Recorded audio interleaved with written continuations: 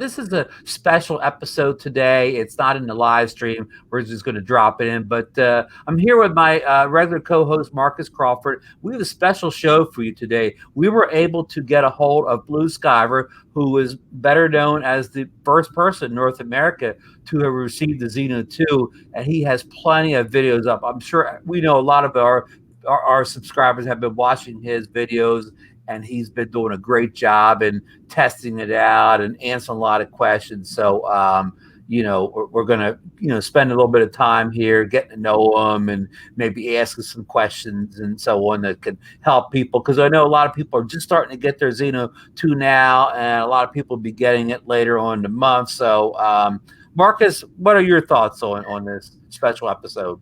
Well, I'm just excited and welcome, BlueSkyver. Excited to have you here because you just don't know, all of us that have ordered the Zino 2 and have had Zinos before.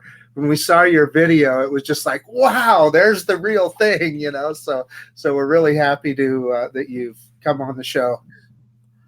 Thank you, Marcus. Well, I want to introduce BlueSkyver here, and I want him to give a little background on, where he's from and, how he got into flying and drones and maybe what drones he's had before the Zino 2. So welcome, BlueSkyver. And, it's going to be great getting to know you a little bit. So I'm going to start out with, just giving you a little background, into, again, how you, where you're from, how you got started with drones, and so on. So take it away.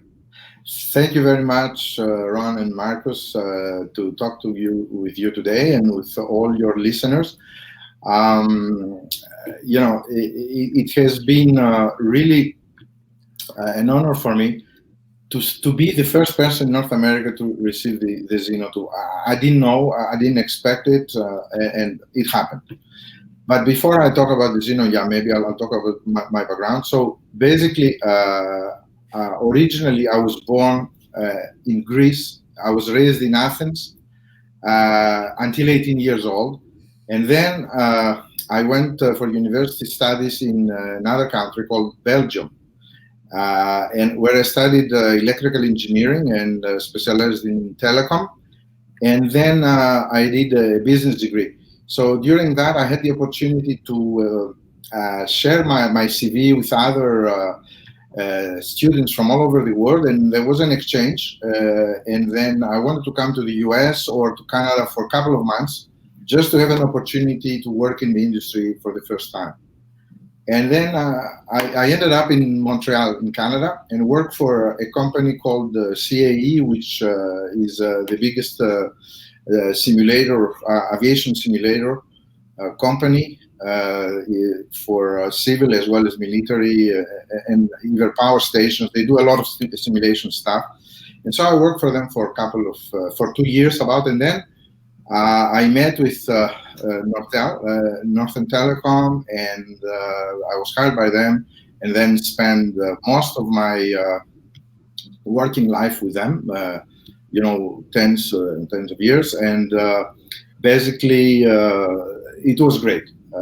I grew up there. I learned a lot. I worked as an engineer in the beginning, then I went to management, and then in the end I was director of product line management, and so had the opportunity to introduce a lot of new products, and as well as travel around the world to launch the product lines. I went from Beijing to Moscow to Auckland, New Zealand, Sydney, Singapore, you name it. I had the opportunity to travel, so I love traveling. I love the world. In those days, at least, it was easy to travel. And as well as I lived in the US for a couple of years. I was mediated in Dallas, and I spent about 5 years there. It was great. And Dallas, it's a lot in the middle in the US, like Chicago, and then you can fly 2 hours flight, you can go anywhere. So I loved it very much until the telecom industry went not very well. And we can see the results right now because, the market is taken over by foreign companies. And I can talk to you about what happened to telecom industry, but I'm not going to maybe we'll do it another time, because I have an insider's view of what happened. And And then, okay, so I came back to Canada. So over here, this year, this summer, somehow I discovered the drones. Like I discovered, that it's possible to fly the quads, because the quads you can take off and land, in a very small field, instead of using the planes where you need to land them and you need space. So then there was a lot of technology in the quads. There's a lot of Wi-Fi, 5 gig, 2 gig, and all that. And so I like that. So I said, okay, I have to buy a drone. Okay. And that was in the month of June. I decided to buy a drone. Then I analyzed. I didn't know anything. I didn't know there were YouTube channels with quads. I had no clue at all. And so I analyzed the specs. I said, okay, if I want to buy a quad, I better get a good spec. And then I found it was a lot of Chinese. Unfortunately, we had in the US, but you know what happened with the pirates were fantastic and all that. But okay, so I found this site called Banggood, and then I saw they had the specs of the drone. So I looked at it and noticed there was one drone that was licensed by 3 companies, distinct companies. So I said, if a quad is licensed by more than one company, it must be a good quad. Otherwise, they wouldn't have put their name. Plus, the specs were all there. And then I said, okay, I think I'm going to order that one. 3 weeks later, I got the drone. By the way, it was funny because it was July 4th. But July 4th in Canada is open, okay? It's not like in the US. So I got it, and then that was the Bags 4W. That's the drone here. Actually, this is the Ishin version, but this drone is fantastic. I can tell you because first, its price is not expensive. The trick was it should not be expensive, but it should work well. And then with this drone, I flew. It can fly up to 1.6 kilometers. It goes 40 kilometers an hour. It's a little bit big, but that's good because it can fly. And the camera was not great, of course, because it's not a gimbal camera, but it's a 2K, 4K camera. It has a little bit of jello, but its problem on the camera is because the frames per second are not fast enough. Okay, so sometimes the image might move.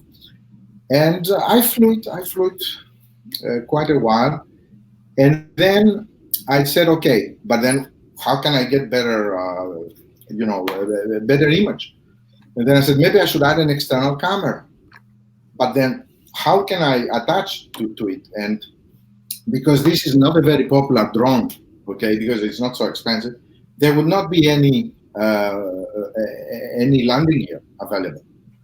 So I said, if I get an external camera, I need to build a base so you can land, because I like very much landing it manually. I mean, that's the fun, right?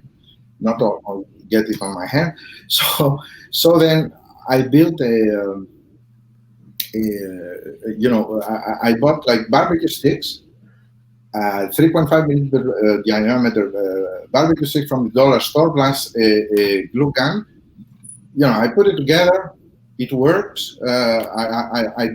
I bought a camera from China as well, a Runcam 5. Actually, I listened to Mr. Baswell on his channel, and he's a great, great guy. And he compared the GoPro 5 with the Runcam 5 and the Foxtail Box 2. And in the beginning, I said, okay, I might buy the Foxtail Box 2 because it's you can remotely see what's going on, or Runcam you can. Then I bought it. But unfortunately, the mounting did not come with it. And I had to invent a mounting, but then made it a little bit heavier. And so I could fly the quad. I flew it, but suddenly there were a lot of wind on one of those flights, but so much, I wouldn't believe it. So when I went quite high up, the wind took it. And it landed somewhere Well, if you watch the Zino 2 stuff, there is somewhere I fly and there are tennis courts. So apparently, it landed on a tennis court. But then nobody said they saw it. I don't know. So probably it was stolen, although I did quite a lot of search.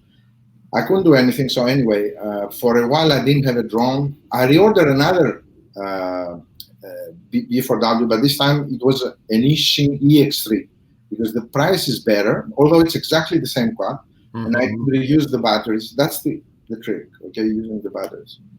And then it came, and eventually I flew it again. The first one, I had adventures of it. You know, that's why I think it's not worth it to spend a lot of money buying a drone, especially, you know, if you don't have a lot of experience, because it can end up on a tree very easily. You can end up like the battery gets low and then it lands. Like what happened to my B4W one day, the battery was low and it landed on the top of a school roof. And that's the school where you see the Zino. Oh, yeah. Yeah, I know the school. But in August it was closed. The school was closed. How am I gonna get to the roof? And I knew it was on the roof because I used the remote, and the remote, as I was approaching, it was increasing the signal strength. So I said, it's there. I could point it, it's there. So 2 days later, I decided, I went to see the firefighters, which were not far. And fortunately, that Sunday, they were playing football. And then I said, look, can you help me? And then the commander said, yes, we're going to help you. You go back, and in 4 minutes, they did an exercise. They took their oldest car, you know, they brought it, they put the escalator. They wanted to try out it works. And the 3 guys went up the roof. And yes, the drone was there. I couldn't see it, but it was there. And they brought it down. And that drone, of course, the wind took it over, okay, later on. But that was one. Another one was funny because one of my drones ended up on the tip of a tree because on the top, you know, as I was starting, it lost some weight. It was a little bit in the back. Trap. Where is the? So I did something else. I want to show it because what I did, I had, because I lost the first one, I put this tello. You see it? What a tello? A tello is, you know, it's a beeper. So if you lose your keys, it beeps. Right. So I put that here, and so when it ended up on the tree, I used my iPhone, and then I could hear. Oh, okay. Now I knew what it was on the tree, but then I had to use binoculars. There were a lot of leaves to see it. Finally, I identified it, and then. But how I'm gonna get it down? I mean, that was 25 meters up. I couldn't go. Like I tried, but I said, oh, maybe I could get a big, you know, ladder or something. And then you need those firemen again. Well, the 5th day, believe it or not, a guy passed by and saw me watching with the binoculars. He said, "What are you doing?" Well, I said, "You know, I had a small quad. It's up there. I don't know what to do, but I want it back." You know, when you lose your quad, you want it back, right? Right. Yeah. And so the guy said, don't worry. I'm an expert rock climber. I said, what do you mean? I said, I can go up and I'll get it to you for you. I said, are you kidding me? He said, no. He put his running shoes. He got up in 3 minutes. He put the drone on his mouth and he brought it up. I couldn't believe it. Guys, did you take video of it? I took a video. I have to, but instead of being horizontal, it's vertical. I have to make a video. I'll make the video. I for sure. Those 2 stories are phenomenal. I tell you. So why? Imagine I buy a DJI drone, 3,000. I mean, Canadian is $3,500. Right. Okay, you lose it on top of a tree. My goodness, what do? So that's why. The price quality ratio is important. Right. Then I said, okay, maybe I should buy now a drone that has gimbal. Okay. Then the X12 came out, this one. Okay. And then price was good. I said, I saw some unboxing and all that. So I said, I'm going to get it. So I got it. It arrived December 1. The snow started, okay? And then, okay, I flew it a couple of times. The problem I had was how to do the compass calibration. It was different than the other ones because the compass calibration, you could do it at home if you want, and then he would retain it on his memory. But I didn't know about. So sometimes it worked, but when I went out and I was trying to do it, it would not do the calibration, and the reason is the cold. Apparently, on the cold, he doesn't like doing the calibration. So I had to fly it many times on the attitude mode, as they say, which means without GPS. Right. And I made a couple of videos, and it was fun. And then I saw the Zino 2, and I read the specs, and I said, oh, that's good. I like it. Then I discovered Chris's channel. I started listening, and I heard about ordering to Bang, no, not to Bang, to Jigbang. GearBest. What is it? Sorry. GearBest. GearBest. They supposedly had the exclusive rights to the first. Yes, they had 1,250 units. Yes, and if you are born in the US, but if you are living in the US, you get fantastic price. And so I live in Canada, so I said I'm gonna try. So I try on the channel to order it. Price $250 more expensive. Whoa! Why? I mean, this is an introduction price. You should offer it the same. And they wouldn't like. There's two stores, stores there in for North America. So the one that could ship to Canada was more expensive. The other one in the US was less. So I said, oh, that's not good. I don't like that. Why should I? And then I remember the other thing is when somebody buys a drone, it's important to be able to buy spares. Spares, I mean, motors and everything else. Right. And the bags for that, you didn't have a lot of spares, unfortunately. So I discovered through Alibaba that if you go to Alibaba, you can search and then you find spares you might not find in big stores.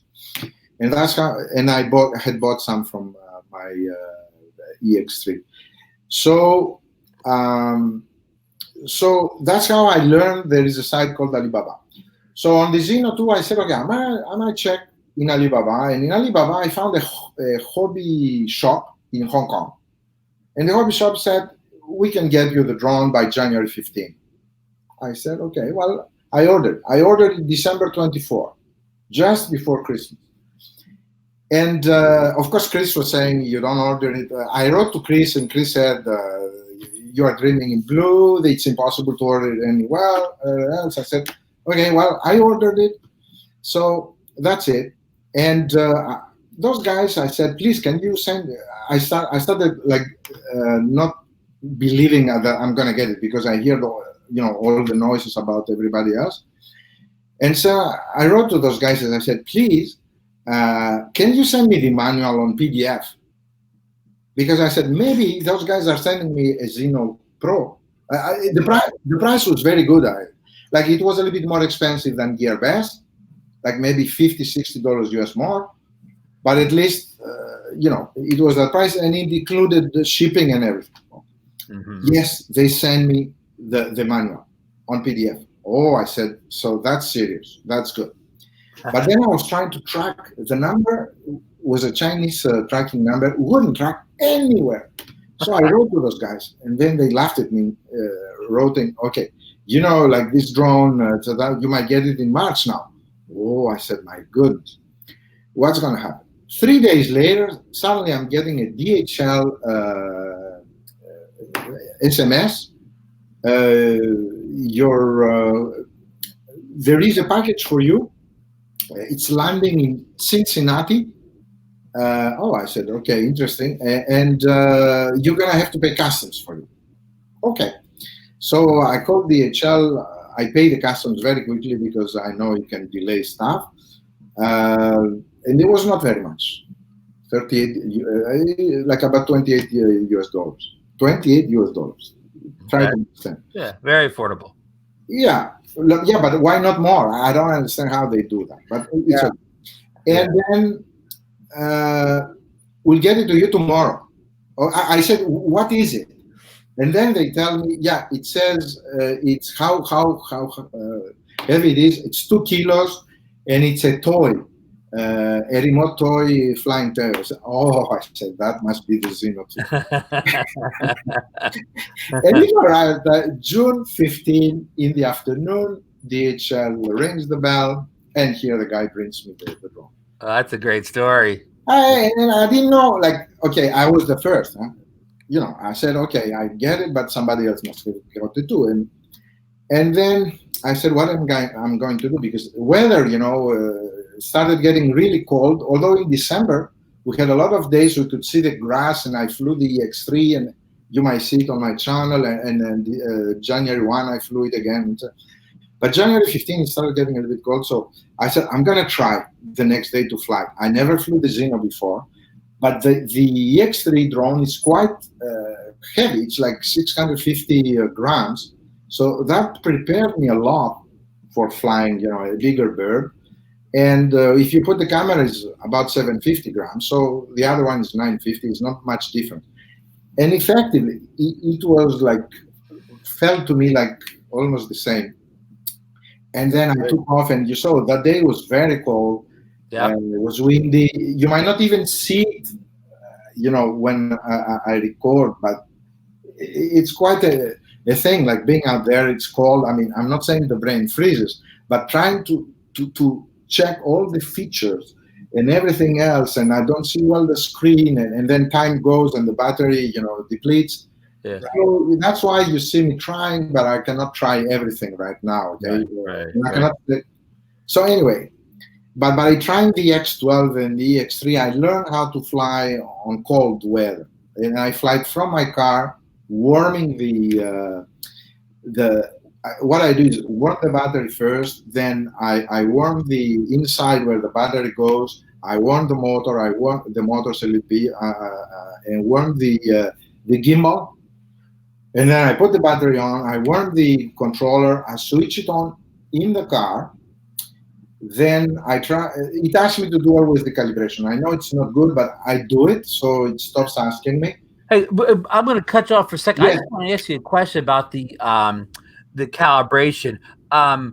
With the Zino 2, do you want to calibrate it one time, or do you have to calibrate it before every flight? No.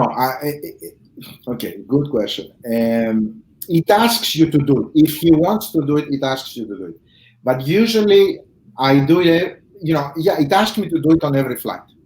Now, maybe because I switch it on the car, inside the car, it doesn't get as many satellites or so, and maybe he'd ask me. But when I go outside the car, it asks me to do it again. So I do it on the top of the car. And the calibration of the gimbal, I didn't do it the first 2 flights because I wasn't sure. But then I did it every time, and I do it outside or inside. I do it. Okay, it doesn't matter. The gyro, I did it always at home, and I tried it over there, but it always works, so it's not a problem. Yeah. But the memory. But the Zino 2 does ask you to calibrate before each flight. No. Okay, it doesn't. Okay. Every time I switch on the controller for the first time, and because I'm inside the car, maybe it asks me, okay, yeah, and then when I go, I have to do. But then when I swap batteries, it doesn't ask me anymore. I understand. Right. So probably it's the app as well that keeps some data, and then as long as the app is on and the controller is on, stays on, you can fly it, I think. Yeah, I asked that question because like the DJI drones, basically you only have to calibrate them one time. Now, if you take it far away, you may have to recalibrate. But if you fly the same spot every time, it doesn't ask you to calibrate again. If it knows where it's at, it doesn't ask you to recalibrate unless you're near metal. If you're near a lot of metal, it'll always ask you to calibrate. But if you're in the middle of an open field, you only have to calibrate that first flight. You're right. The problem is I'm in the car and it's metal. Yeah. And maybe that's why it's asking me. But I need to do it so that the app is getting... in the summer, I'll switch it on when I go out, and maybe it's going to... Because I'm flying a lot the same field, okay? So I agree with you. When does your weather start to get... warmer up in Montreal? One, okay. Well, I We mean, let have, me rephrase that. When does it not be winter, and when does winter end in Montreal? okay. Now, definitely in the month mid-March, we should. Uh, this year, like we advanced the removal of the snow tires by a month. Usually it's April 15. This year we advanced it to March 15, as well as we started in November 15. Okay, so I believe that by end of February we're going to start seeing, a lot less snow. We might get some snowstorms, but what is happening actually is that the days are becoming longer. Already, it used to be night at 4:15. Now it's 5:05. Okay, so the day is growing very, very, very much. The bigger the days, the more the warmth is going to be Right. on the earth, and then the snow is going to melt. And it depends. If we get a lot of wind from the south, then everything goes. If like we get the rain, the snow goes. But it hasn't gone from the beginning of January till now. Right. Actually, we have a storm today. Not a big one, but we have a snowstorm again. I've been to Montreal in the winter, so I can attest that it gets pretty cold. It gets. Yeah. But it's the last winters, I'm telling you, it's a lot warmer. I cannot believe it. But it goes up and down. And that's tiring a little bit because you don't know exactly how to dress. Right. Yeah, the only time I was in Canada, I was a teenager, and I was say near Toronto, and even though it was April, it still felt like the middle of winter to me. Oh, okay. Well, Toronto for us is like Florida for you, Exactly.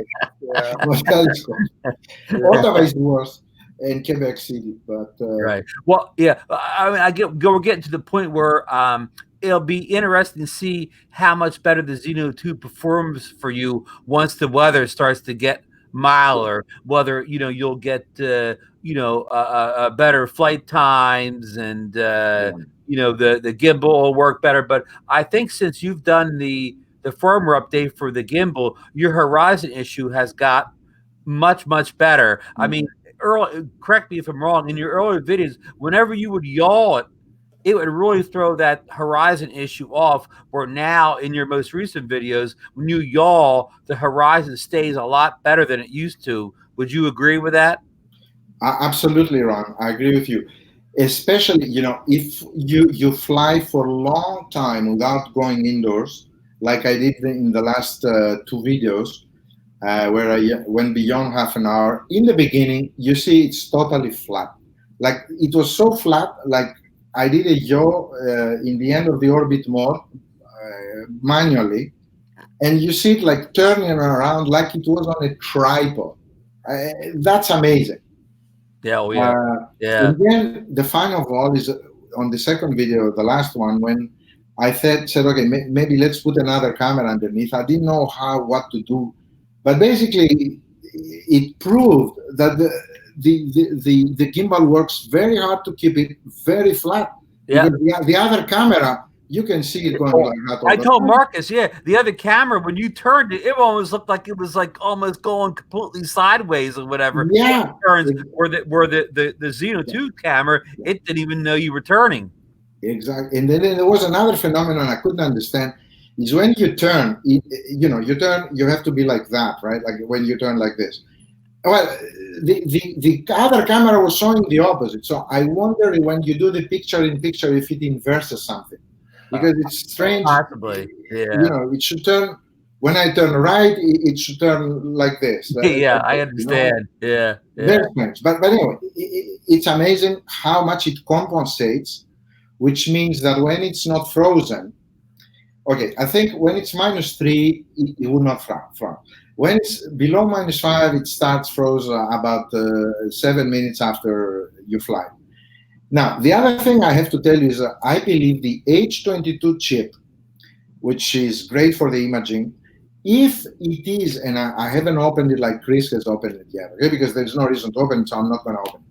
If it's on the front, on top of the gimbal, it's in the front, and that place is not very warm.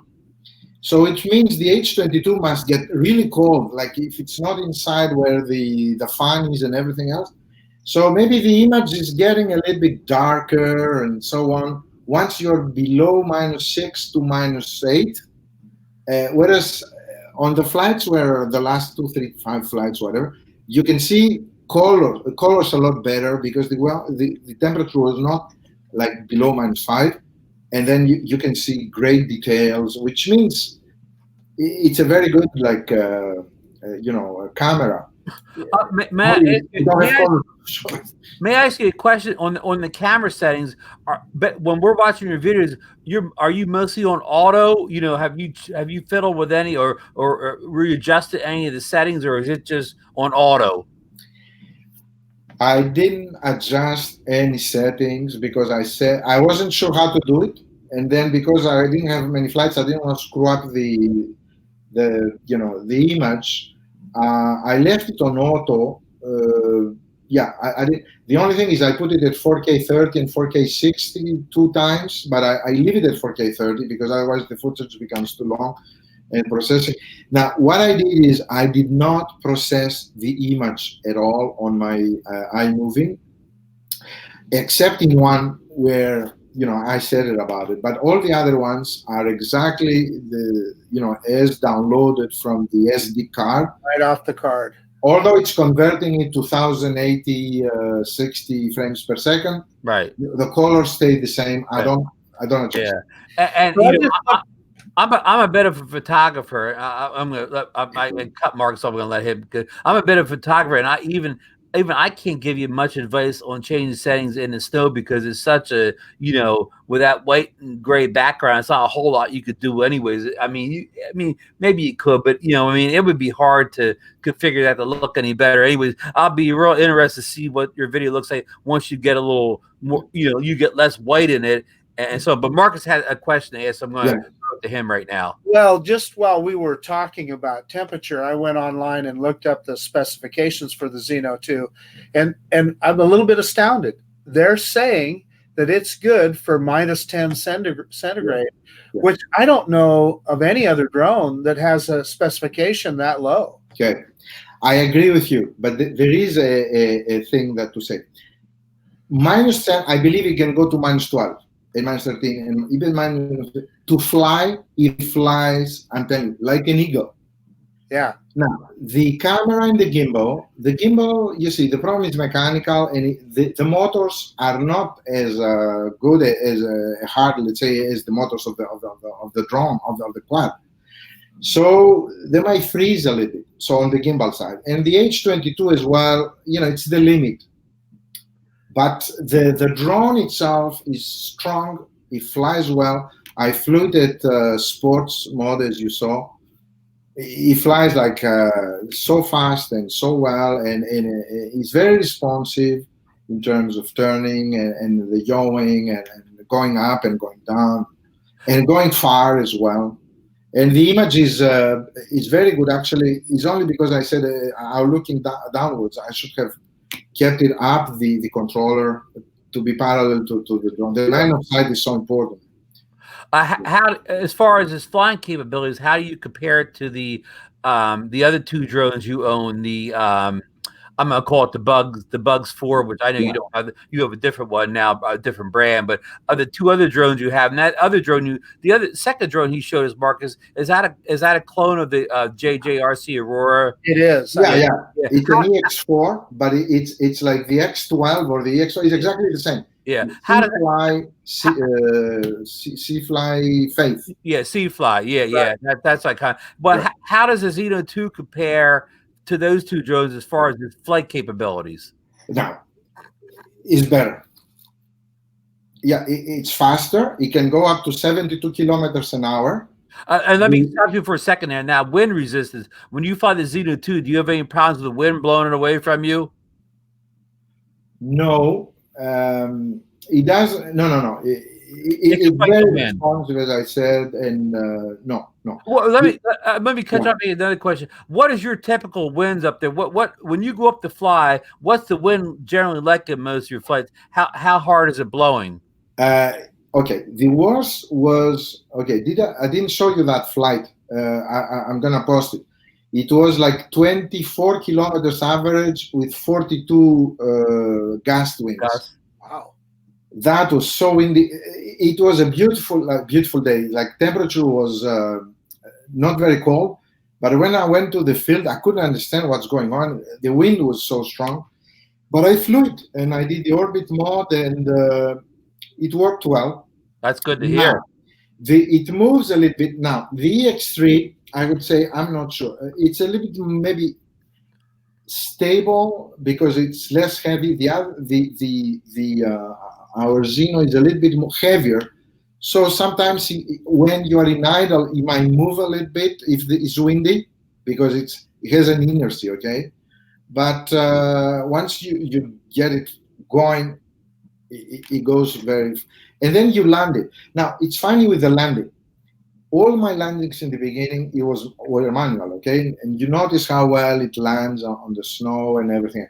The last 2 or 3 flights, I landed on very strong, how can I say, strong surface. Like the snow is compacted very much. Oh yeah. And then I think that what's happening is the flow positioning maybe doesn't detect very well the relief as when the snow is fresh. And then it doesn't maybe know the real distance. And when I land it, it tries to land faster. That's interesting. As well as when sometimes now, I don't know, it tries to land and I didn't ask him to land. So either they changed something on the software, which I hope they didn't, or now the base I built, it doesn't interfere, you see, with look at it. It doesn't interfere with the sensors. Yeah, but unless it interferes a little bit. So I'm going to have to try it without it and to see. But without them, yeah. I don't know why. Now, does the Zino 2 have precision landing? What land on exactly in the pad? The pad, I didn't use it many times because it was windy and I didn't have time to install it. But the last 2 times I did, I tried the apron. Now, you guys tell me because I have no experience of it. I said if I use the RTH, it's going to land. But no, it doesn't land with the apron. With the apron thing using the gimbal. Right. Maybe I have to say land automatically and then it's gonna point it to. Is that what's the case for the apron? So Marcus can explain. Marcus is he's an expert at precision landing with the apron feature. I don't know if I'm an expert, but a lot of drones, if they have those downward facing sensors, that's what they use for precision landing. Now, the Zino 2, I don't know. The original Zino, because it doesn't have any downward sensors, it uses the video camera. And you cannot be recording when it tries to. Maybe that's the problem. You have to shut recording off, and then it will point the camera down. And what's fun about it is it puts a little target on your FPV screen. And you'll watch it search for the landing apron. And as soon as it finds it, that target turns green and down it comes. Now, in talking about the snow that you were talking about, so the Zino 2 now has optical flow sensors. And what that optical flow requires is it has to be able to see differential in what it's looking at. So if you're like over, they always warn you not to be careful with them over water because water is reflective and can fool those sensors. And I'm willing to bet that snow is the same way. The other thing that I don't know, though, is the Zino 2 also has that time of flight sensor on there as well. How that could be affected by the snow. Time flight, what is that? So what it is, it's an optical sensor. It's not exactly like LiDAR, but it is measuring how long it takes it to get that image back. And that's how it knows how high it is above the Oh, I see what you mean. Yeah. Yeah, and the snow could maybe fool that too. Maybe exactly. It doesn't reflect the snow at all, Right. so it absorbs the whole thing, Right. and then it doesn't know, and it goes. He thinks it. Straight down. DJI warns you about that with their system. Okay. This helps me a lot now because when I land, even hard, I land not in the snow. Right. Right. So it's. I want to ask you another thing. The when you say the apron, you're landing with the apron. If you are on RTH but do not do a video, it's going to search the the Zino one. It does.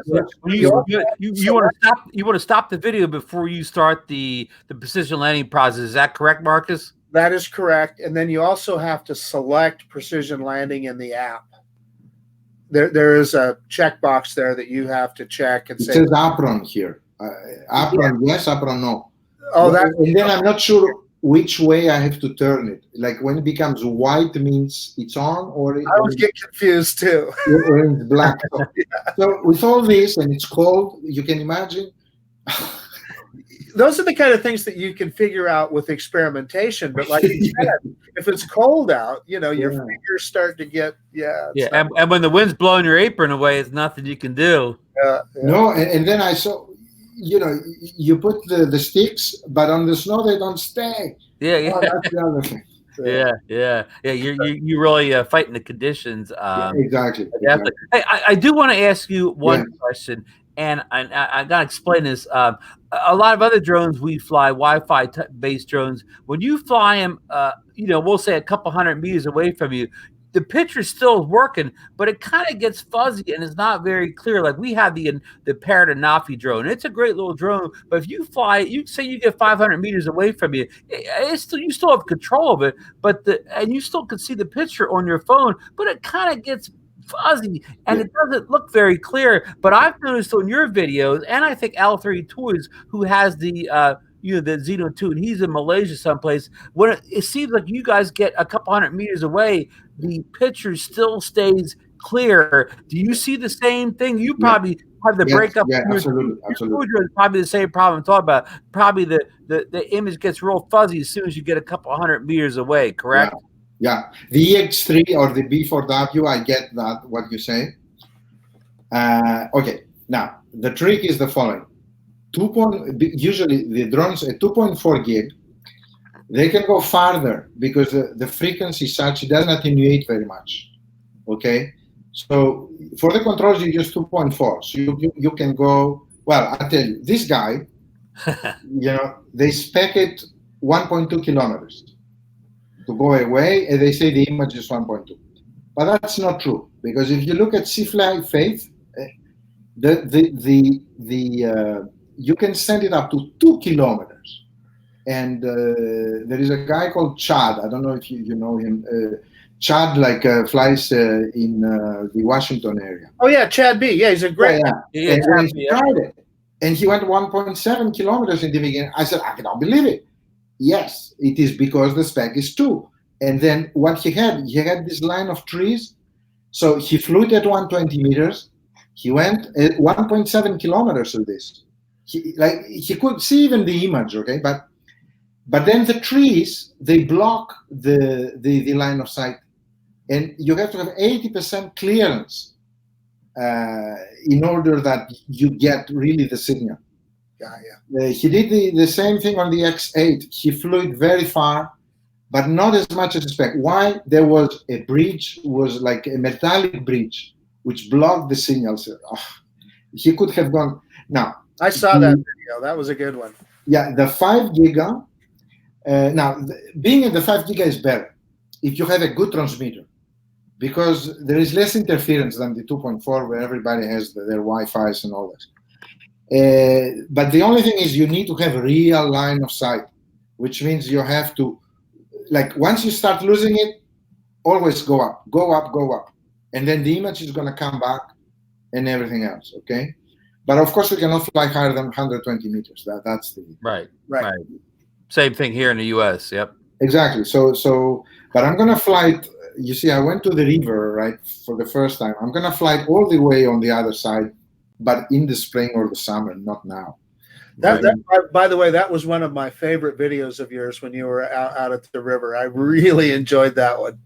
I tell you, things went very, very fast, and unfortunately, my friend could not, video all the.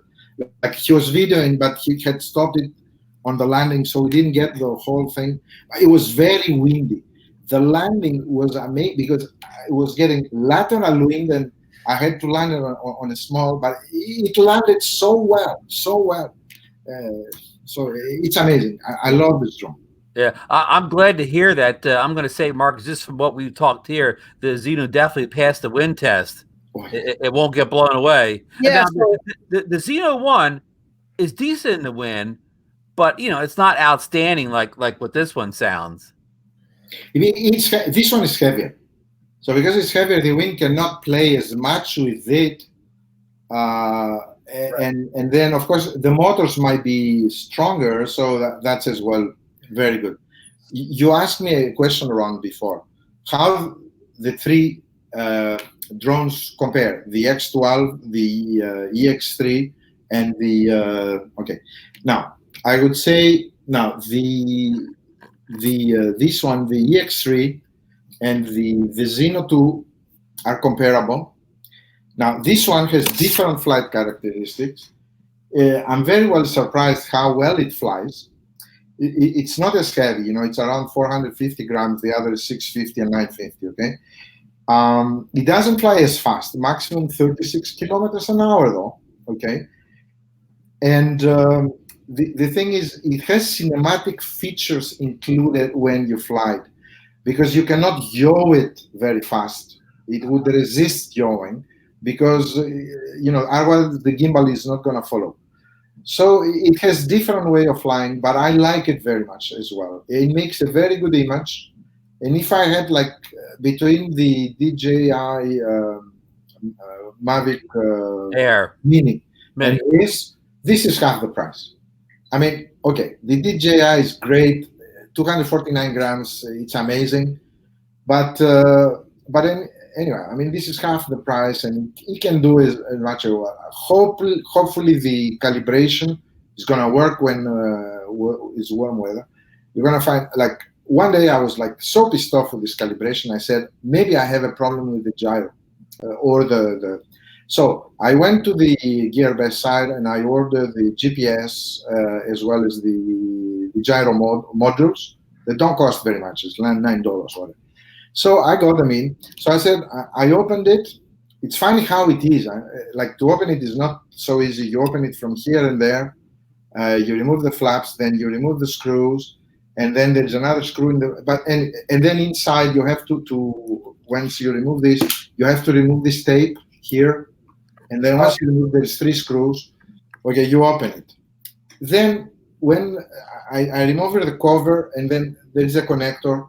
2 connectors. I try to remove the one connector, the one of the GPS. And usually, on the EX3, I can remove it, no problem. On this one, I try to pull it, and you know what? It was so much attached to the connector on the board that the whole thing came out. And now it's without GPS. My goodness. So what did I do? I went to the Banggood side now. The X12 drone or the X4 has most spares of all the drones. Here it is.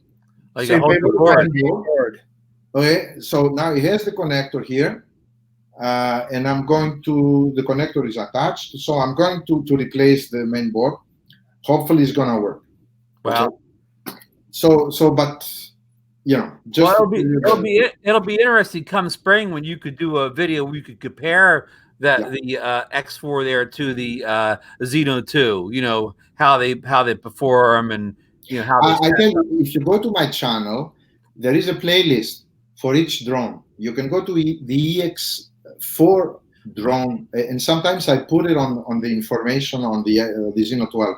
So if you go there, there are about 9-10 flights with snow, with wind on the X12, and you're going to see the image. And I think it's good. I mean, but in the spring, absolutely, I would like to try them, as you say. Yeah. Now, gentlemen, just while we were talking here, just for the fun of it, Yeah. I looked up the EX3 on Banggood. They have it on sale for $139.99. And just as you said, BlueSkyver, if it's somebody that has never flown a GPS drone and they're curious about it, wow, what an easy way to get started. And you're not going to get the best video, but you're going to learn how they fly and how they work. I just think that's great. And if you need parts because you have some kind of accidents and crashes, it sounds like they're readily available at affordable prices. Yeah, absolutely. Now the trick is if you go to the jig buying site, they have a lot of spares already. Even the jig buying has it, unless go to Alibaba and get it on a hobby shop. But even the jig buying site, like you get batteries now, which are like you can get the X11 batteries, which are cheaper than the X4. $10 cheaper. And they're the same thing. Yeah. Speaking of batteries, now you got the kit where you got 2 batteries with your Zino 2. Is that correct? Yes, usually I want to buy more batteries, but this time I don't want to buy more batteries. I'm telling you, it's enough. Yeah. Every battery, even on the cold, it flies more than 25 minutes. Yes, more than 25 minutes in the cold. That's crazy. Your fingers are cold and you're done. Yeah. So and as I said, it's funny. The last time, you see, there's 2 videos. I made one after the other. So on the Orbit mode, I flew with the battery 1, and then when I did the sport mode, I flew with the same battery.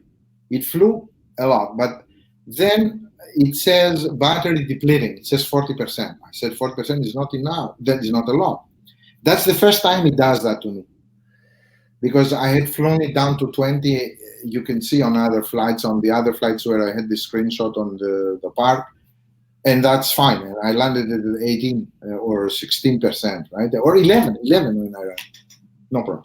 Now, in the Zino 1, when it gets down to about 25%, it really starts to bug you to land it, doesn't it, Marcus? It does. It wants you to come back and land it, like you said, very early, like 25%. It's really bugging you to yeah, it's but okay. What happened with the Zino before 25? It wouldn't bother me, but the last time when I did the sports mode, I think the depletion rate started being quick because of that. Sure. And then it measures probably the depletion rate. And although it was at 40%, it said you have to land. By the time I landed, this 40% had become 37%. And it was so 36. It was not, when I started charging the battery, it was 25%. Like only 1 light was on out of the 4. Right. Which means the battery was depleting faster because, and it knew, the quad knew. It said, don't fly too much because it's going to maybe deplete fast and you're going to be in the middle of the air. Yeah, so it's got an algorithm in there that knows what the battery is, how far away you are, and it knows. And it's an intelligent battery, I guess, as they say, probably, because. Yeah. And the other thing, what I'm amazed, I never seen it on a drone. The batteries charge so fast. 1 hour and a half, and you have this battery which is huge. So that's I'm going to tell you. Yeah, that's great news. That is a vast improvement over the original Zino.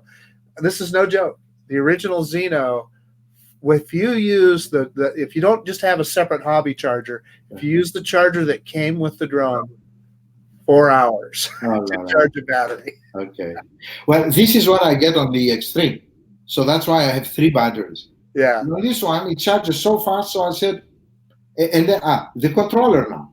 The controller, the battery. Okay, 1 flight, it can be 3/4 to it could be half or 1/3 depleted. So with 2 batteries, you get 1 controller charge. Okay. Okay. Now that surprises me a little bit. I don't know, like that's fast for me because I'm not used to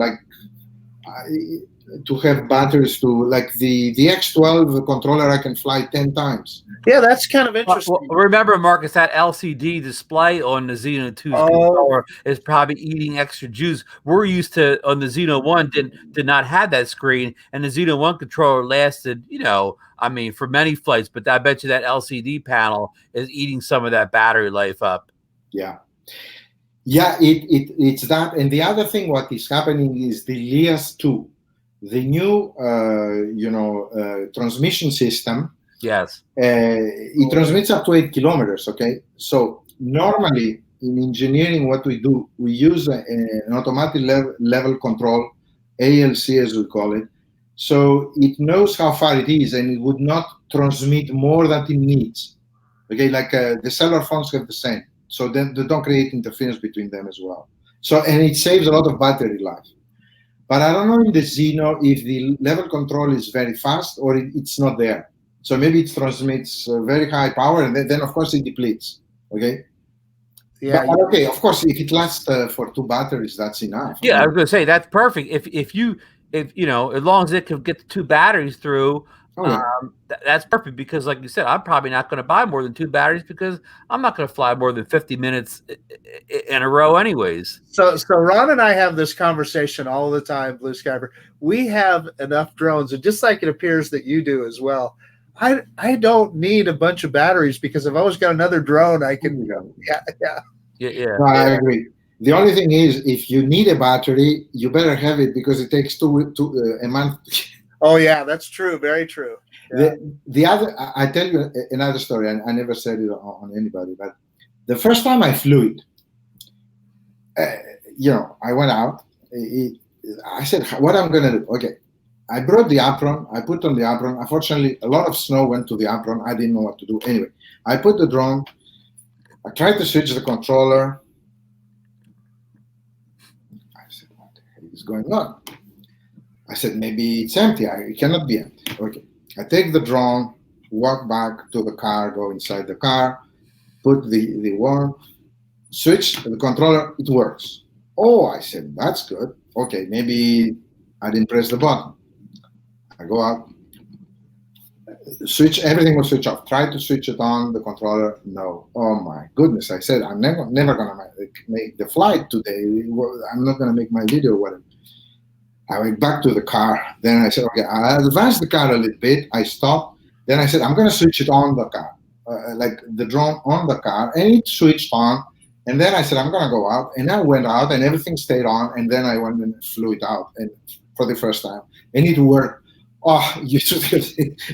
I didn't understand what's going on. And I said, maybe the controller maybe has a temperature sensor and it doesn't like the cold, but the drone had no problem. Right, just the controller. I think the controller is a bit more sensitive between us, okay? But it's great. It works, and you can see the different.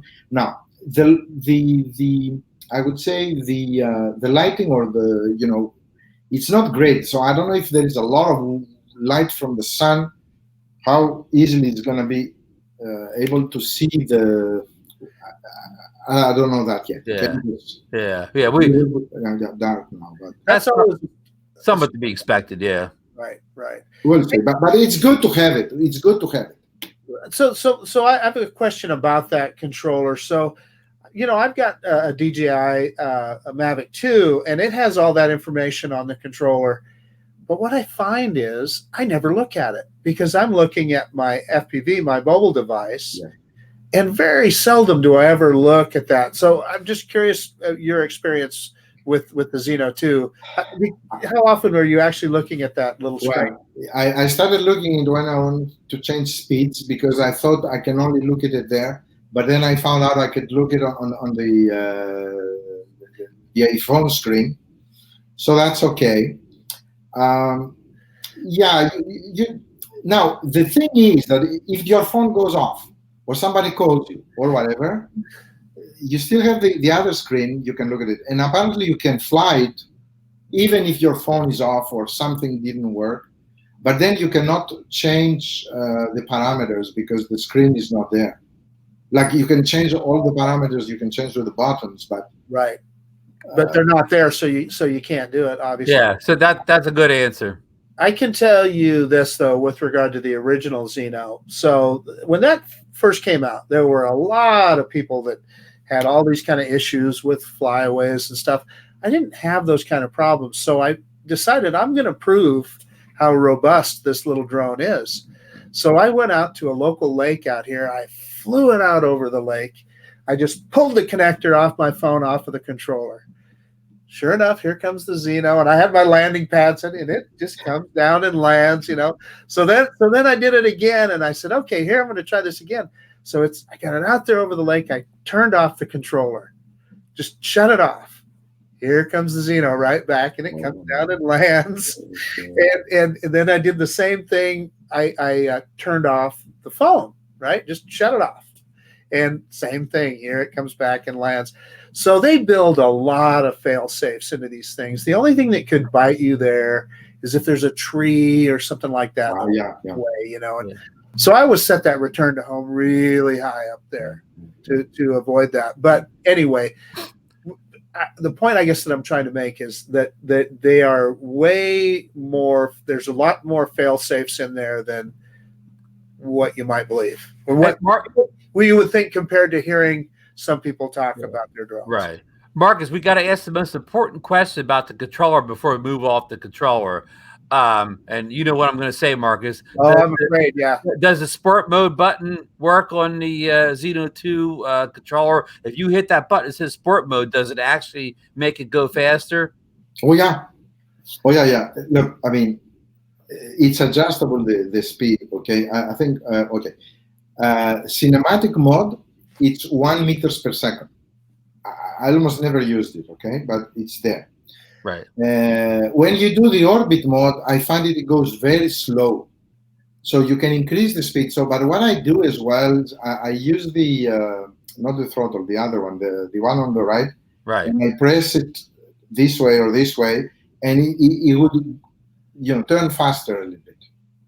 But not as fast as this guy. So, yeah, but that's okay, you know, like. Yeah. Well, why we asked that question is in the Zino 1 controller, the sport button never worked. As far as I know, it still doesn't work. It did nothing. So it was nothing. But that's all right. It was a pain point for a lot of people. Here it works. Because when you are in normal mode, it goes up to 10 meters per second. And I think that's adjustable as well. Like you can say go 70% of that speed max or something. When you press the sport mode, it says S immediately, like you have to 1.5 seconds, then you can see it. It says S instead of N inside the phone screen as well as on the controller. And then you can fly it faster. Now, the fastest I went, now because of wind, because of temperature and all that, is 15.7 meters per second.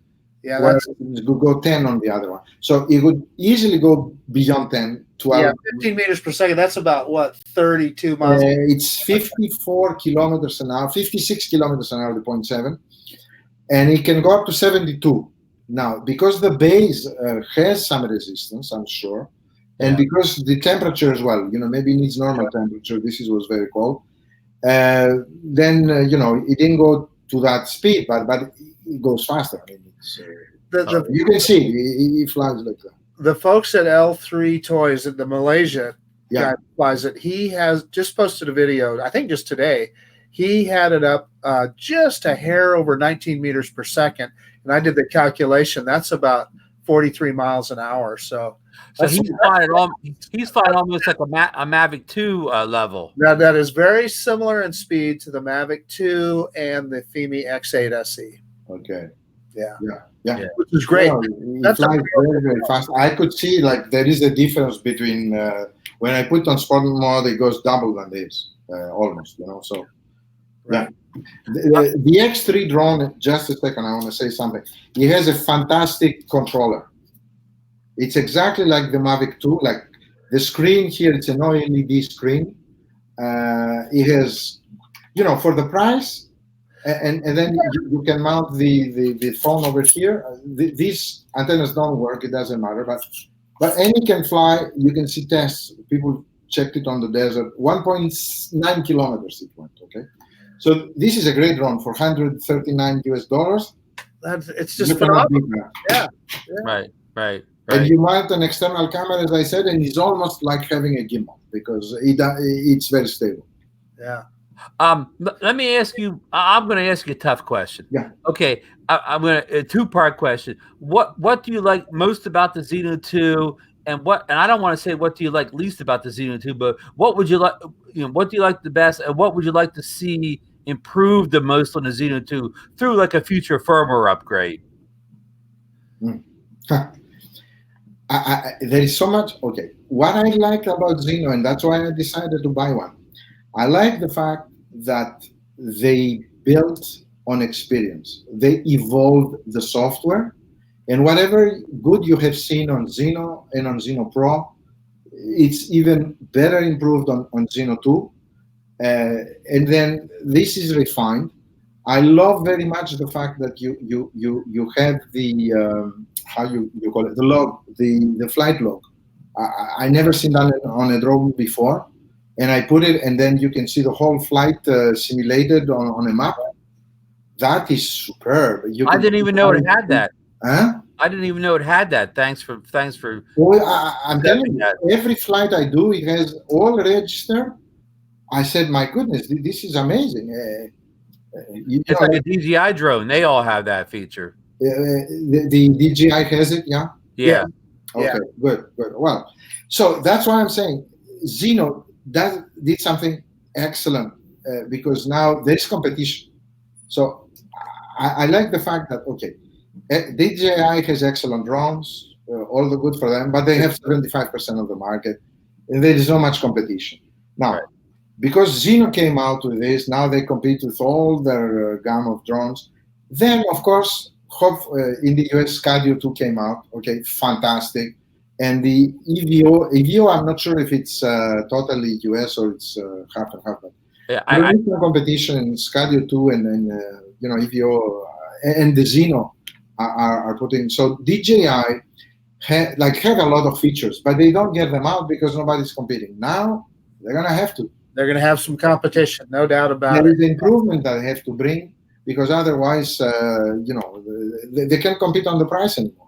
And that's it. That's what Hubsan has always brought to the table is that value is just tremendous. I even tell people now, if you want a stabilized camera drone, the original Zino you can buy for $230. I mean, my God, that's... I saw it for $215 today. Yeah. And I think that's why DJI came out with the Mini, because they wanted to sell something at about the same price as the Zinos and the other affordable drones. Yeah, and no, the trick, and I love that. Okay, it's that the 249 grams. 249 grams, yeah, which is important in Canada. No, I don't know. Yeah, that's one thing. Yeah. The other thing is this drone. Okay, this drone that comes that it's how is it called? V-copter, or I don't know. V-copter. Yeah. That thing, the 249 grams coming out as well. Yeah. The only thing I want to see, because I see it moving too much, and then the gimbal has to be a lot stronger than all the other drones. Yeah. I'd hate to see you fly that thing up in your weather in Canada, that V-copter. Sorry. I'd hate to see you put that up in that wind and snow in your weather. Yeah. Well, but it's funny because with two helixes now you can go twice faster, twice longer time to fly. Distance, yeah. Here's what I would say about that. Just let me give an update. Just yesterday, news came out that the V-copter is delayed. Shipping is delayed until March now, so they're behind. For some, I don't know the reason, but they delayed shipping.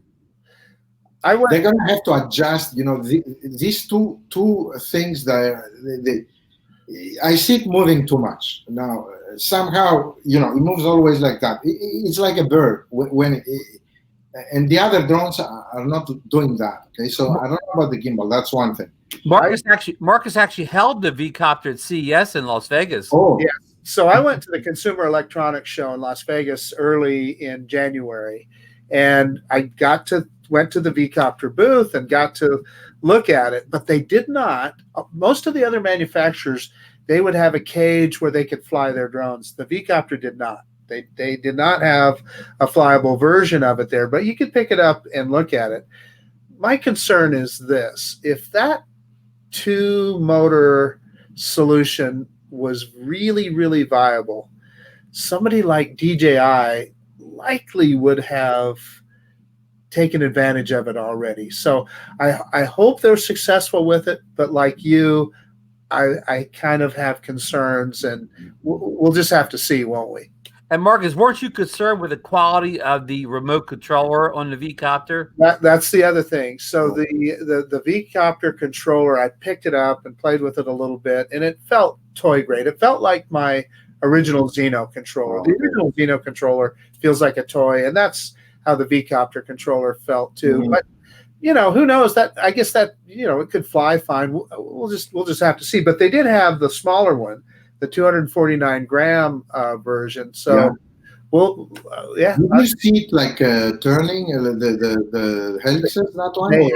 They had a static display where it was hooked on a base. Yes. They had the props turning, but okay, it's turning. So that's okay. Okay, wow. Yeah. That is going to be quite something. It is. But let's get back to the second part then of the question. What, with the Zino 2, what would you like to see improve through a future firmware update from Hubsan where they fix or improve a current, we'll say, issue or problem with the Zino 2? I tell you something. I was very much pleased. I'm saying exactly what it is. To be able to upgrade this drone while I was in the car. I trusted it. And every time I did what it said, it did it. And I did all the upgrades, most of them in the car, because I didn't know that there was a new load. Even they were on Chinese New Year. The loads were keeping coming. I said, what's going on here? The last time I flew it was the gimbal. They had 2 gimbal upgrades. The last 2 upgrades were 2 gimbal upgrades. I said, I'm going to do it, and did it. And so there is even another one that came out, but I couldn't fly it, last time. But I upgraded them. So that's great that you can upgrade the software, with on the mobile, through the mobile device. Yeah. Very unfortunate that Chris, who knows so much the Zino inside out, wanted to try the computer. And the computer upgrade, as well as he did, the other ones worked, but when he did the computer upgrade, it freezed them. That's terrible. It's so unlucky. But anyway. Well, back to the firm upgrades. Like, Marcus and I were kind of in your shoes with the Zino 1. We are among some of the first people in the U.S. to receive the Zino 1, and we got the Zino 1. It had many issues. The camera was blurry, and it did the Hubsan drop. But anyhow, Hubsan was very aggressive, pushing out the firm upgrades. And after a couple firm upgrades, they got the camera fixed, and they just continued to upgrade all the way into we got ours in the winter of 2018. By the spring of 2019, through nonstop firm upgrades, they had ironed out a whole laundry list of issues with the Zino, and we have to give them props for just constantly fixing things. Yeah, to the point now that it's a really nice drone. The original Zino, it's they've got it refined. Well, I saw it on videos. Okay, and really I liked it, but I remember people saying, "Oh, maybe it's not so strong," and the plastic was not. But this guy here, this is it's a whole other level. Believe me, you made the right choice getting the Zino 2. What's confusing for many people that are beginners in the quad industry, if you looked at the Zino line, you would probably get confused. You would probably say, if you wanted the best, you'd probably say, well, I'm going to get that Zino Pro. Because just by the name, you would think that was the best. Where the 2 is actually by the best one. So the naming could be a little confusion to people that are new to the hobby or whatever. That's true. But I would, if somebody starts like flying, I would definitely recommend the EX3 to start. Yeah, I totally agree. You can break it; it doesn't matter. You buy a second one, and that's it. And then you go to the Zino. Yeah, I totally agree that to be a beginner in their first drone's a $3,000 DJI drone. That's probably not the wisest thing to do. Yeah. Okay. I wanted as well to share with you, that the EX12 has a good controller. The controller is good. It doesn't have a screen. That's great. But it hooks to the phone through the Wi-Fi. It's a 5 gig. I like the idea of 5 gig. Like the control is 5 gig as well as the FPV. Okay, So then you don't get interference, and as long as you have line of sight, if you lose line of sight, increase the height. The only problem I'm afraid of with the drones is one thing, is if they decide, let's say that it was interruption, like, and they don't come back because somehow the battery is low, and then they decide to land. Like I got on the roof. On the roof of the school. Yeah. So then if you are somehow over water and it does anything like that, you're in trouble then. Yeah. Yeah. Hey, there's one thing I forgot to ask you, and maybe Yes. you said in the video, and this is more or less for people that are new to your channel. What phone are you flying the Zino 2 with? Is it an Android device or is it an iPhone?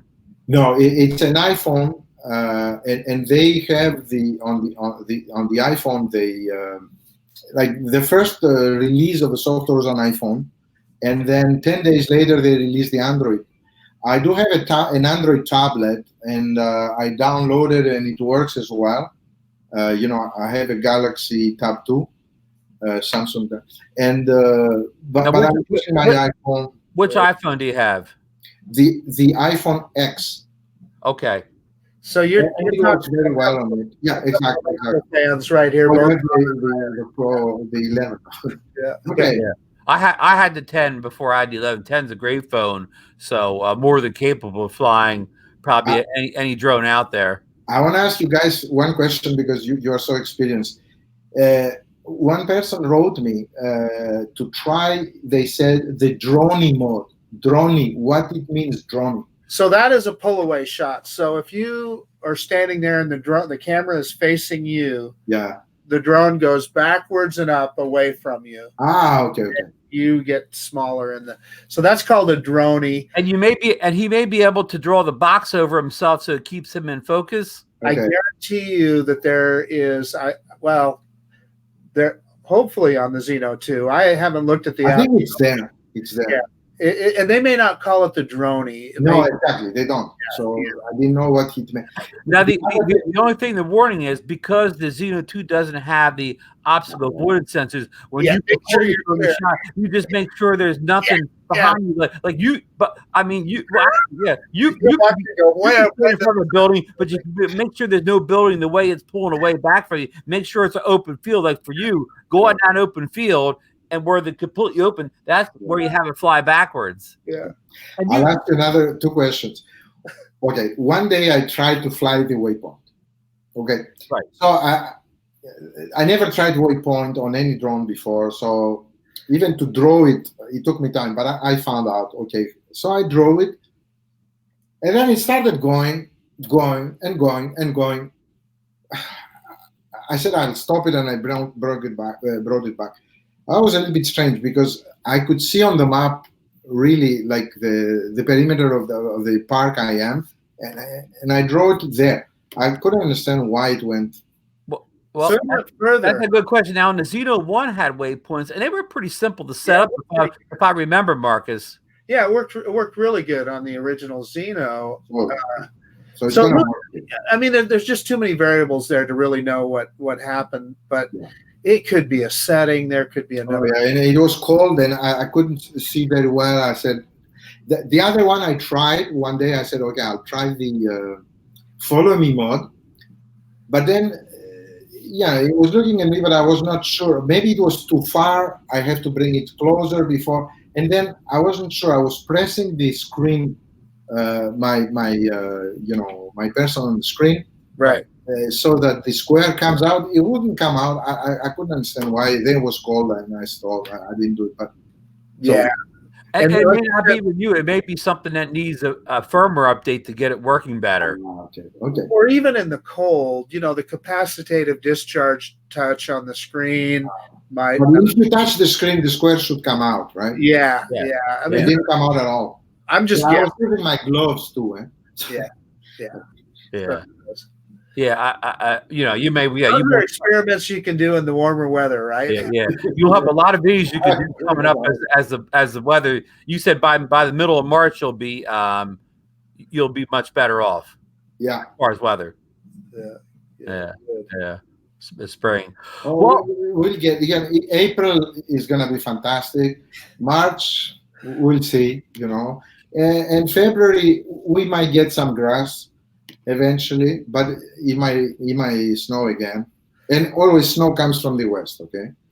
Well, I promise. You are both of you in Idaho, or I'm in New Jersey. Most of you're our in snow, New Jersey? most of our snow comes down from you guys or whatever. It comes from the north and the west down to us. Oh yeah, exactly. And the cold, all the cold weather comes out of Canada for us. If the wind blows up from the seaboard, eastern seaboard, that's all warm, muggy air. But the cold, dry air comes out of Canada. Oh. Yeah, when we get like the cold coming from the North Pole, there's no mountains. Okay, that's in Europe. There are mountains. There are the Alps, right? And then that's why the Mediterranean. Laurentians, right? You've got the Laurentians. Oh yeah, but the Laurentians, like that's nothing. It's they're hills. Yeah. It's not the Rockies, We're the same way in New Jersey. We're a seaboard state. We're as flat as could be. There's nothing here. But in the summertime, it gets very hot here. We love when the air comes out of Canada in the summer because that cools our hot temperatures off, whatever. But then that'll happen for a few days. Then the warm weather will pull up from the south again, and then we'll have to turn our air conditioners back on again. But when that Canadian air comes down in the summer, we get nice and cool, open the windows up and go outside. It's funny because in Europe, in Northern Europe, like I live there in Belgium, as I told you, there's no light. Like until 10 o'clock in the morning, they get the lights in the streets. In the winter, it's gray all the time. Even in the summer, in Canada, it's cold, but there is light. I mean, there is sun coming out. The snow, I see it like sand. It doesn't matter, right? Because it's not very wet, the snow. Okay, so and in the US too, there is light. We have a lot of light. Compared to what in Northern Europe have, my goodness. Like Montreal is at the height of Barcelona, believe it or not. Oh, really? Yeah. Huh. So they are even northern, okay? So, yeah. So I'm thinking about this. So you have to be trilingual. So you've got Greek and you've got French from Belgium. Oh, yeah.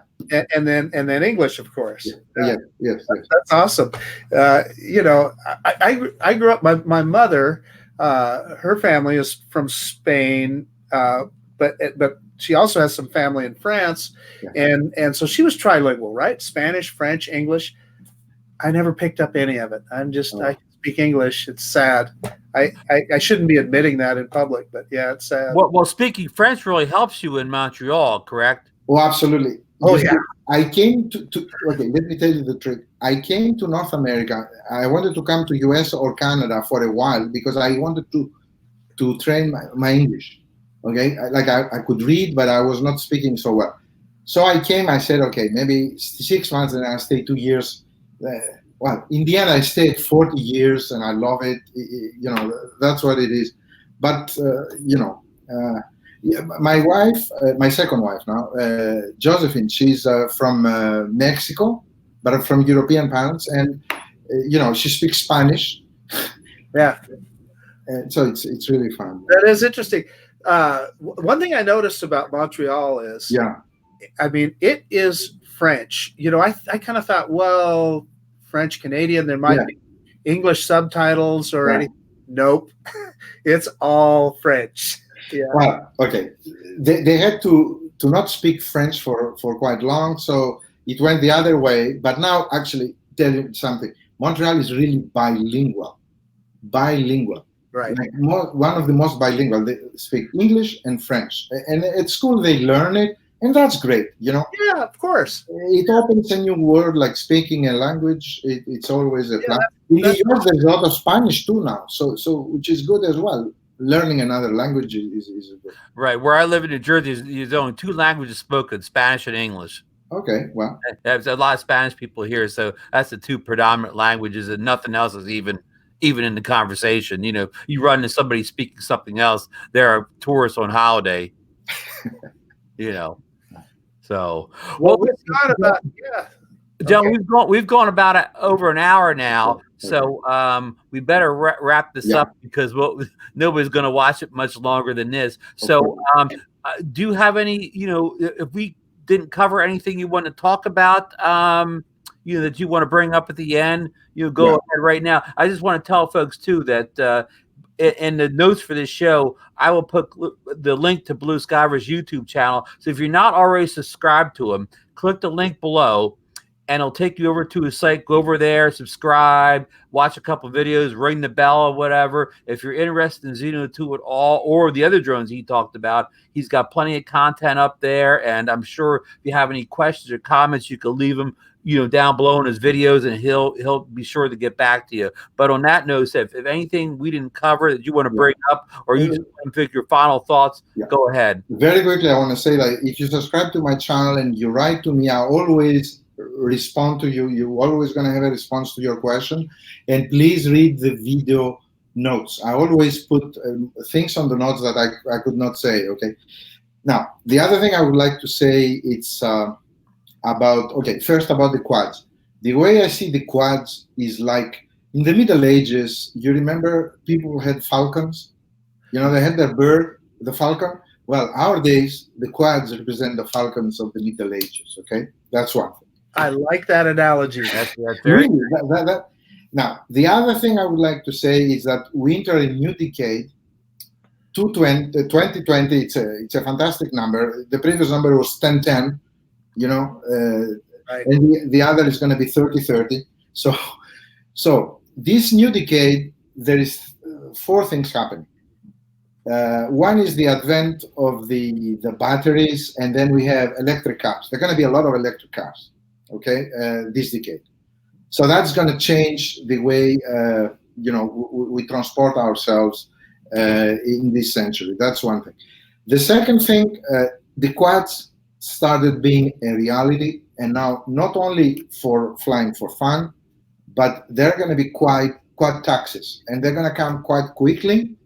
I think in San Francisco they talk about Uber getting quads to fly, and in China they already have some produced with 6 or 8 helices, and they fly. So I think this is going to happen because the batteries are there. They're going to be the Teslas of the sky. Okay. The other thing is we might get to Mars with Musk and with Amazon, the one. So that's the other thing. We might get by the end of the decade to Mars,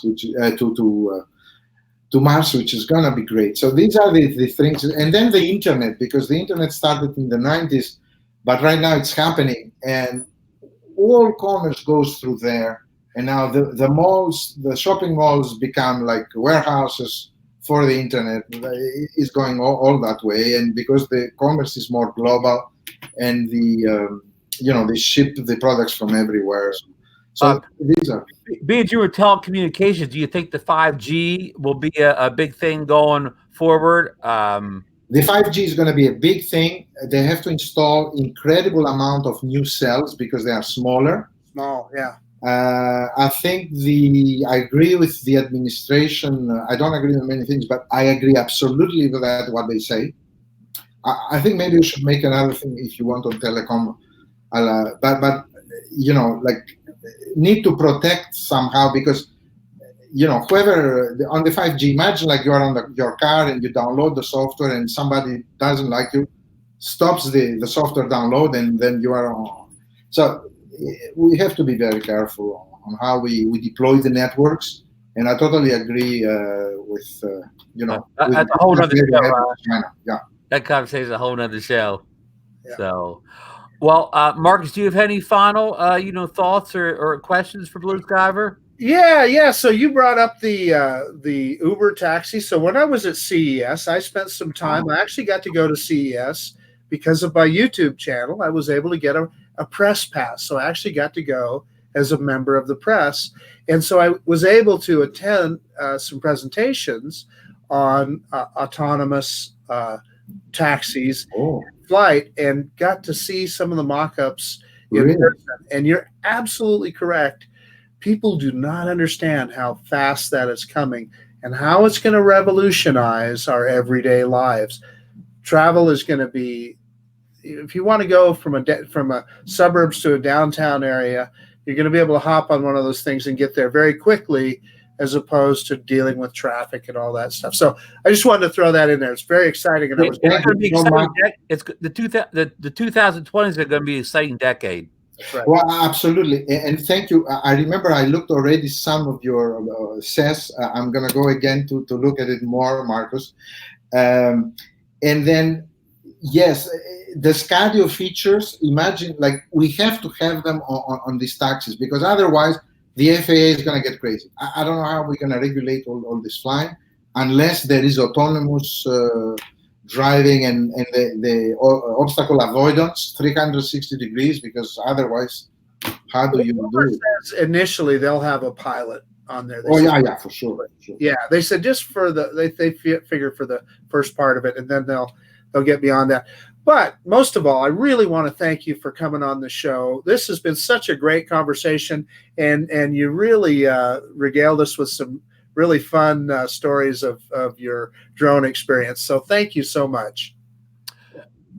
Thank you so much, both of you, for spending time with me and sharing from your great experience, which you have greater than me, of course. Yeah, I definitely want to thank you so much for coming on. And again, you've been great. Again, like Marcus said, you've told some incredible stories and shared things with us that nobody else would know, because we just don't have the drone and some of the experiences you've had. And I'd love to get you back on, down the road, maybe springtime, when you're actually able to get it out into some more scenic areas and capture some real dynamic video with it. And by that time, Marcus, I should have ours, hopefully, or whatever. And we kind of compare notes on the Zino. Would you be agreeable to something like that coming back on? Absolutely. It would be a big pleasure talking to both of you. I learned so much and share, and that's the pleasure. That's the pleasure of flying and sharing and be together. I mean, we're a community, of flyers, and that's great. It's a great sport, and have great fun, and flying is not only flying, but you have the videos as well, so cameras and images, and so it's interesting. Right. Everything looks better from above, when you're capturing it, than staying on the ground or whatever. And you said we're a community, and we need to be a community, because we didn't touch on this in this show because it wasn't about that. But in the U.S. and Canada both, there's a lot of rules being put in place that maybe aren't so good for the hobbyist pilots like us or whatever. They're kind of catering to the delivery and the big businesses. Again, that's a whole can of worms we don't want to get into here, but we need to stick together and kind of protect our rights as hobbyist flyers. And the supply, that's the other thing. I want to see more North American suppliers come up, like Scadio. We need that, and I think we have great ideas in this continent. And let's get going. I mean, like Pirate. Pirate is a fantastic company. Unfortunately, everybody copied it, and you know the story. Right. But okay, well, again, thanks, gentlemen. It was a great show tonight, and so we're going to come back in time and do another one, compare notes and whatever. And like I said, the link to BlueSkyver's YouTube channel is going to be down below. In the comments, he said, already said, go over there, subscribe, and you're gonna, if you're interested in Zino 2, that's the place to be. So that's about it for tonight or today, and we'll be back with our regular show on the next episode. So goodbye, everybody, and thanks for watching. My pleasure, guys. Thank you very much. Thank you.